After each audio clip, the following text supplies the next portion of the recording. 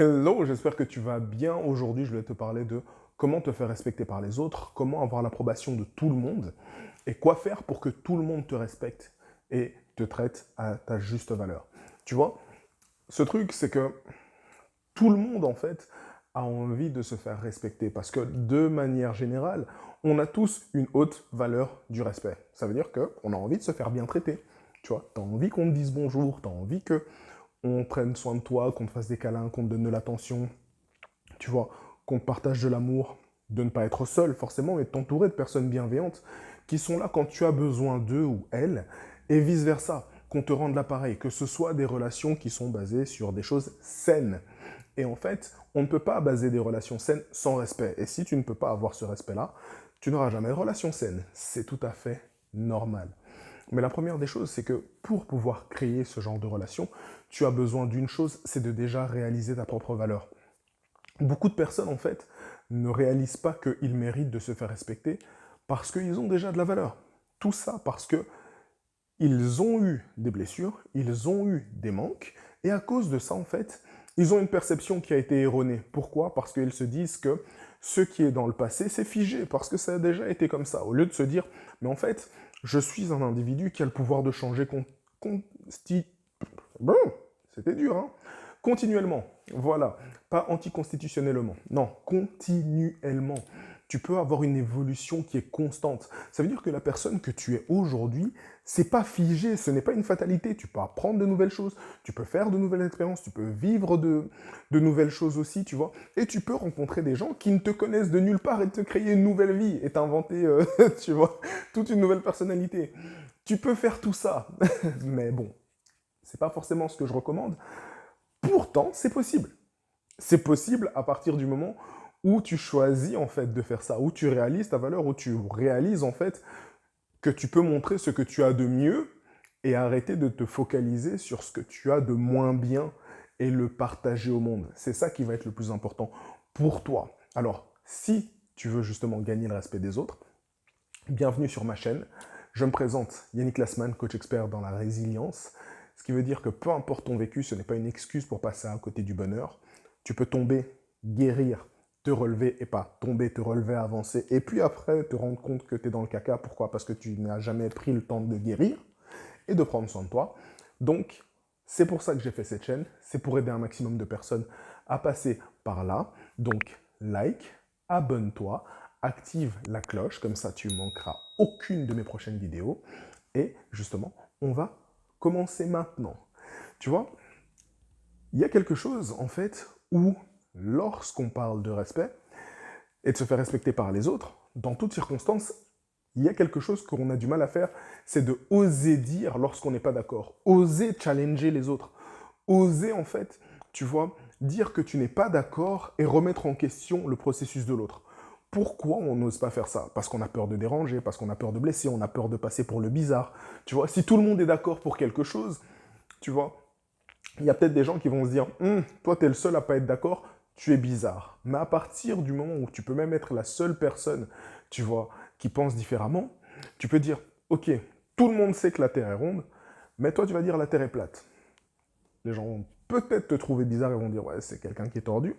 Mais lorsque tu vas amener certains arguments, ça va pousser à la réflexion. Après, il y a aussi certains sujets, certains combats qu'il faut choisir, tu vois. Mais ce que je veux dire, c'est que si tu es justement fier de ton combat, de ce que tu prônes, de ce qui est important pour toi, peu importe que les gens soient d'accord ou pas d'accord, le plus important, c'est la position que tu prends, c'est pourquoi c'est important pour toi et pourquoi tu es prêt à te battre pour quelque chose qui est important pour toi. Parce que tu vois, si tu es prêt à défendre tes idées, tes valeurs, ça veut dire que quelque part, tu es quelqu'un qui est capable de protéger quelque chose. Et on va toujours respecter les gens qui sont capables de se battre pour protéger ce qui est important pour eux ou pour elles. Alors c'est pour ça, prends vraiment le temps de réaliser que même si tu ne peux pas toujours être d'accord avec tout le monde, les gens vont être contents de savoir que tu es prêt à te battre pour tes idées et pour autre chose aussi. Et donc, c'est pour ça que cette étape-là est vraiment importante. N'aie pas peur de mettre les gens mal à l'aise, n'aie pas peur d'être en contradiction avec les autres. Sois confiant parce que le but, c'est justement de comprendre mieux les autres. Parce que si tu es d'accord avec quelqu'un, tu n'apprends rien sur la personne. On peut tous les deux se dire, là, à l'heure actuelle, le développement personnel, c'est super, mais tu n'as rien appris de moi. Et quand tu vas aller dans une discussion avec quelqu'un, si tu valides et que tu acquiesces tout le temps avec cette personne, tu vas rien apprendre. Et tu sais, c'est quoi le mieux? C'est que même si tu es d'accord avec cette personne, tu peux essayer de challenger pourquoi est-ce que cette personne peut se tromper à tel moment. Pourquoi? Parce que ça va créer une connexion. Ça va créer un échange. Tu vois? Et en fait, en ayant ça, en comprenant plus certains points de vue, certaines perspectives, tu peux créer des bonnes relations et la personne va comprendre en fait que tu as une capacité d'échange, tu as une capacité de remise en question, de questionnement.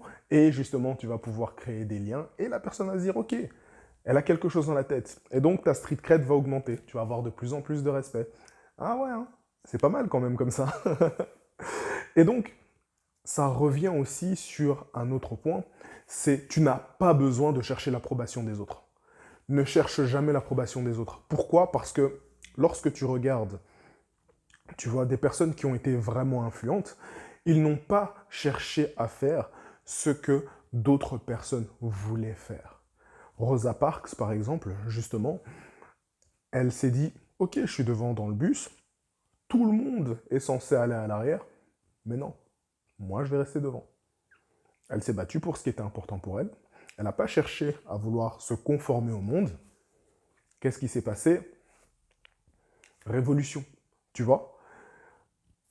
J.K. Rowling, avec Harry Potter, elle s'est dit, tout le monde faisait les mêmes histoires, elle a trouvé une histoire qui est complètement différente, et elle s'est battue. Elle n'a pas cherché à faire les changements que les gens voulaient en fait dans son histoire, elle a fait son histoire de la manière dont elle voulait, et lorsque les éditeurs ont enfin pu lui donner sa chance, regarde ce que c'est devenu, tu vois. Michael Jordan aussi, les gens ils lui ont dit, ouais, bon, si tu connais pas Michael Jordan, c'est un basketteur, un des meilleurs basketteurs de tous les temps, ok. T'as son entraîneur, le recruteur, il lui a dit, gars, ça va jamais le faire, tu seras jamais assez bon, tu vois.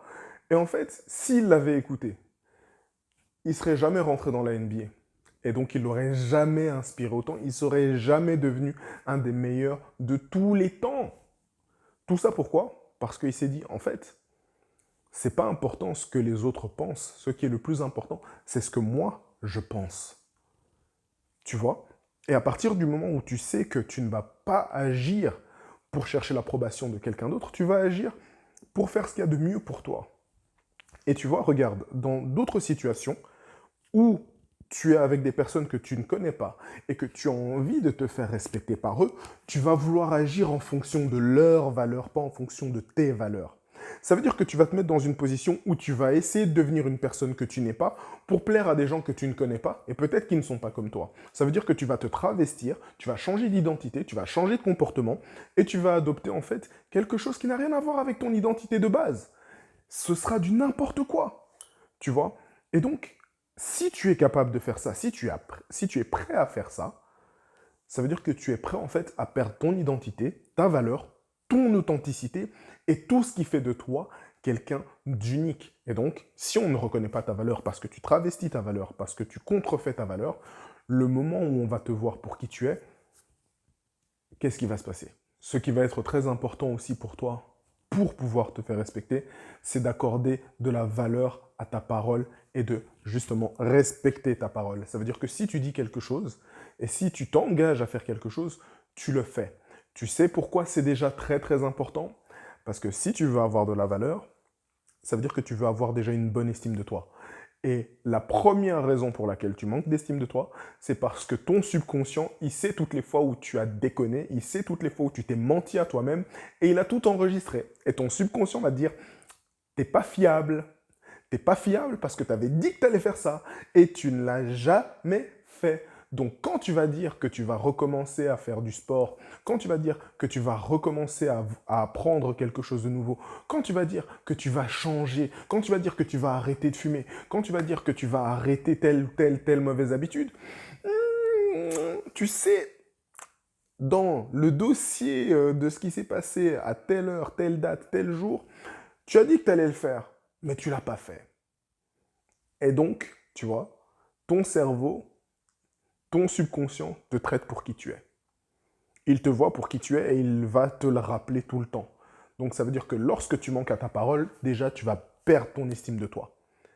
Et tu vas être la première personne à en payer les frais. Alors, si tu veux déjà te faire respecter par ton subconscient, respecte déjà ta parole, parce que sinon ton subconscient, il va te manquer de respect. Premièrement. Deuxièmement, si tu ne respectes pas ta parole avec les autres, en fait, lorsque tu ne respectes pas ta parole avec quelqu'un, si tu respectes ta parole avec cette personne, ça va créer des liens. Si tu ne respectes pas ta parole avec cette personne, tu voudras fuir en fait ces personnes. Ça veut dire que la parole et ce que tu as dit va être soit quelque chose qui va te rapprocher des gens, soit quelque chose qui va te faire fuir des gens. Pourquoi? Parce que tu vas avoir le reflet de, de ce que tu n'as pas accompli au travers de tes mots et de tes actes. Et donc, si ce n'est pas ton subconscient qui va te le rappeler, ça va être le miroir en fait de tes actions qui va te le rappeler par rapport aux autres. Et ça, c'est pour ça que c'est important que tu réalises ça, c'est que le respect, ça vient déjà de soi, de ce que tu entretiens en toi et de ce que tu entretiens dans les relations avec les autres. Tu vois? Et si tu donnes ta parole à quelqu'un mais que tu ne fais pas ce que tu as dit que tu allais faire, vous perdez en fait une bonne entente, tu perds le respect que cette personne a pour toi. Et c'est tout à fait normal. Pourquoi? Parce que ton subconscient te fait déjà perdre de l'estime de toi et du respect pour toi-même. Alors pourquoi quelqu'un d'autre ne le ferait pas? Voilà. Et justement, le dernier point, ça va être quelque chose qui va pouvoir t'édifier aussi. C'est que on peut tous être têtus. On peut tous avoir envie de défendre ses idées.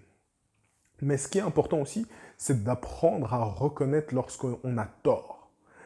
Et pas seulement reconnaître lorsqu'on a tort, d'apprendre de ses erreurs. Tu vois, parce que tu peux te tromper pendant des années. On peut dire, ouais, t'étais nul dans ça, t'étais nul dans ça, etc. Le plus important, c'est que les gens, ils peuvent se rappeler de tes erreurs au début. Ils peuvent se rappeler, en fait, de tout ce que tu n'as pas bien fait. Plus les gens vont utiliser ça, plus ils vont essayer de diminuer, en fait, le respect qu'ils ont pour toi. Pourquoi? Parce qu'ils essaient de faire passer le respect qu'ils ont pour eux au-dessus du tien et de se sentir mieux. Mais lorsque tes actions, tes remises en question, ton apprentissage dépassent toutes les erreurs que tu as accomplies, tu te fais respecter. Tu te fais réellement respecter, tu gagnes ton respect et en fait, c'est là que tu écris un peu ta légende. C'est là que tu accomplis de grandes choses. C'est là que tu deviens une source d'inspiration pour les autres. Pourquoi? Parce que on a vu les erreurs que tu as fait.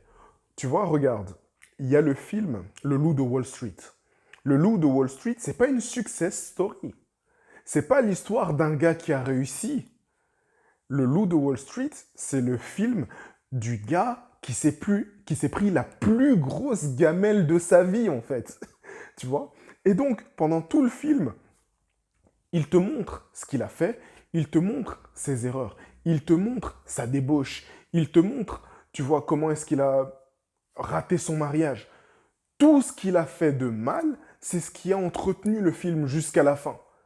Spoiler alert, à la fin du film, tu vois que le gars, il avait été en prison et qu'il recommence en fait à revendre, à réapprendre à d'autres personnes, tu vois, à développer leurs compétences. Mais lorsque tu regardes le film, le gars, il fait ça et il s'écroule.